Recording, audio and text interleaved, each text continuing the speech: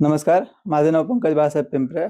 परवा दिवशी 6 जुलै 2025 रोजी माझा सी-ए फायनलचा रिझल्ट लागला. त्याच्यामध्ये अवघ्या 22व्या वर्षी मी नाविन्यपूर्ण गुणांनी सी-ए फायनलची परीक्षा पासून सी-एची पदवी मिळवली. तर यामध्ये मला असं सांगू इच्छितो, की माझे 1ली ते 7वीचं जे शिक्षण आहे, ते जिल्हा परिषद प्राथमिक शाळा मराठीमध्ये झालं. त्याच्यानंतर 8वी ते 12वी मी माध्यमिक शिक्षणासाठी सुद्धा मराठी मीडियममध्येच गेलो होतो. माझं ज्युनियर कॉलेज हे मराठी माध्यमातच झालं. तर संपूर्ण शिक्षण मराठी माध्यमात झाल्यानंतर 12वी नंतर मला सी-एमध्ये जाण्याची इच्छा निर्माण झाली होती. वडिलांचा हातचा धंदा असल्यामुळे, रिक्षा चालकाचा धंदा असल्यामुळे सुरुवातीला तो निर्णय खूप कठीण होता माझ्यासाठी. कारण की त्यांना असं वाटायचं की सी-एमध्ये कमीत कमी 10 वर्ष लागतील. पण मी म्हणलो नाही, जर का पहिल्या परीक्षेत पास झालं, तर तो 5 वर्षात कोर्स पूर्ण होईल. लॉकडाऊनसारखं महासंकट ओढवलं. 12वी झाल्यानंतरच लॉकडाऊन आलं होतं. लॉकडाऊनमुळे हातावरती धंदा असणं, ट्रॅव्हलवरती धंदा असल्यामुळे थोडं पैशाचं आर्थिक संकट ओढवलं होतं. त्यामध्ये थोडं घरातले दागिने गहाण ठेवून हे मला रजिस्ट्रेशन घ्यावं लागलं होतं सी-ए फाउंडेशन एक्झामसाठी. मग त्यानंतर मी जे स्टार्ट केलं, मग तिथे मागे वळून पाहिलं नाही. सी-ए फाउंडेशन ही पहिल्या प्रयत्नात निघाली. आता isakal.com आहे देशातील नंबर 1 ची मराठी न्यूज वेबसाईट. प्रत्येक अपडेटसाठी isakal.com ला नक्की भेट द्या. ते सुद्धा विना क्लासेस करता. सी-ए इंटरमिडिएटसाठी सुद्धा क्लासेस घेतले होते आणि ती सुद्धा पहिल्या याच्यात निघाली. त्याच्यानंतर माझं जे 3 वर्षाची जी इंटर्नशिप असते आमची, ती PwC नावाच्या फर्ममध्ये झाली, चांगल्या फर्ममध्ये झाली. त्याच्यानंतर मी बँकेमध्ये स्पेशलायझेशन करण्यासाठी HSBC नावाच्या बँकेत रुजू झालो 1.5 वर्षासाठी. त्यानंतर माझी सी-ए फायनलची परीक्षा होती. तर आजीचे आकस्मिक निधन झाले होते 7 दिवसाआधी. सो त्यामुळे दुर्दैवाने मला अपयश झेलावे लागले होते.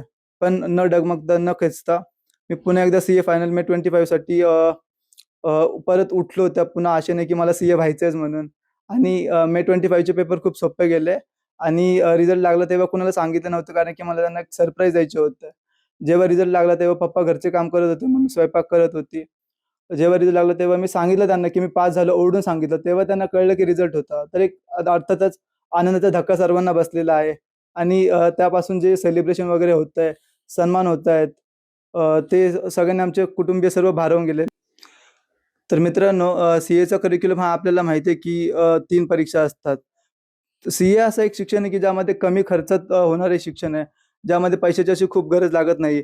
गरज लागते ती म्हणजे तुमच्या मेहनतीची आणि जिद्दीची. बघा, याच्यामध्ये अपयश हे कॉमन आहे, कारण की ही एक प्रकारची अवघड स्पर्धा परीक्षा आहे.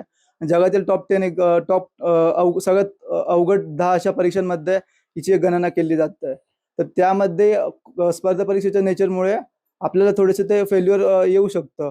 अपयशाचा सामना करावा लागू शकतो. पण त्यामधून परत उठून आपल्याला करायचं आहे. कारण की या सोसायटीमध्ये सी-एच्या सहीला खूप महत्त्व आहे आणि ते आपल्याला सी-ए झाल्यानंतर मिळणार आहे. जो आदर, जो रिस्पेक्ट या डिग्रीसाठी आहे, त्यासाठी तुम्हाला सी-ए पूर्ण करावंच लागणार आहे. विना खचता तुम्ही मेहनत घेऊन, हार्डवर्क करून तुम्ही या परीक्षेचा अभ्यास करावा, अशी माझी विनंती आहे. 12वी अत्यंत हलक्याची ही परिस्थिती आमची. सध्या तर 12वी नंतर त्याला मी सांगितलं, की "तू सीएचं काही बघू नको. आपली परिस्थिती एवढी काही भक्कम नाहीये, नाजूक परिस्थिती आहे." तरी त्याने आपलं ऐकलं. मला म्हणला, "नाही, नाही मला सीए करायची." अरे म्हणलो, "आपली सीए हे मोठं थोडं बजेट आहे, कष्टाचं काम आहे ना." त्याने जिद्दीला पोचला तो. तिथून पुढे तो म्हणला, "ना मला सीएच करायचं." तर तो त्याने विचार मनापासून घेतला. मग तुम्ही पण विचार करायला चाल त्याच्या मनात विचार आहे, तर आपण करून टाक. त्याने मग जे सुरुवात केली ते हे व्हायची. त्यानंतर लॉकडाऊनचा काळ आला. लॉकडाऊनच्या काळामध्ये अजून आर्थिक परिस्थिती हे झाली, दुरावली आमची. त्यामुळे मग त्यांनी पण म्हणला, "पप्पा काय डगमगू नका. आपण काही थोडं दागिना का असेल का आपण हे करू. तिथून पुढे आपण व्यवस्थित हे करू." आणि तिथून पुढे म्हणलं त्यांनी जे सुरुवात केली त्यांनी मागं बघून हेच नाही केलं. अशी परिस्थिती झाली, की लॉकडाऊनचा वेळ आला. रिक्षा चालवल्याशिवाय पर्याय नव्हता. रिक्षा चालवीत होतो. त्यामुळे लॉकडाऊनच्या पैसे नसल्यामुळे मला अशी दागिने गहाण ठेवल्याशिवाय पर्याय नव्हता मला. तिथून पुढे नाही त्यांनी पण अशी जिद्दी ठेवली, की मला ही सीए बनायचंय, काही पप्पा करा. मग मी नाईविलाजाने गेलो, दागिने गहाण ठेवलं. त्याच्यापुढे त्याचं शिक्षण पूर्ण केलं. काय आनंद वाटतोय तुम्हाला? आज आनंद भरपूर छान वाटत आहे आम्हाला. आम्हाला समाधान वाटलं. आमच्या नातेवाईकाला समाधान वाटायला लागले. आमच्या टाकवे खुर्द गावाला पण समाधान वाटायला, अख्ख्या ग्रामस्थाला समाधान वाटायला लागलं. बातमी वाऱ्यासारखी सीए झालेली माझा मुलगा कळली तर आज माझ्या घरात 2-3 दिवस झाले सारखी माणसं ये जा करतात. त्यांनाही अभिमान वाटायला लागला. ती पण आमची प्रत्यक्ष भेट घ्यायला लागली.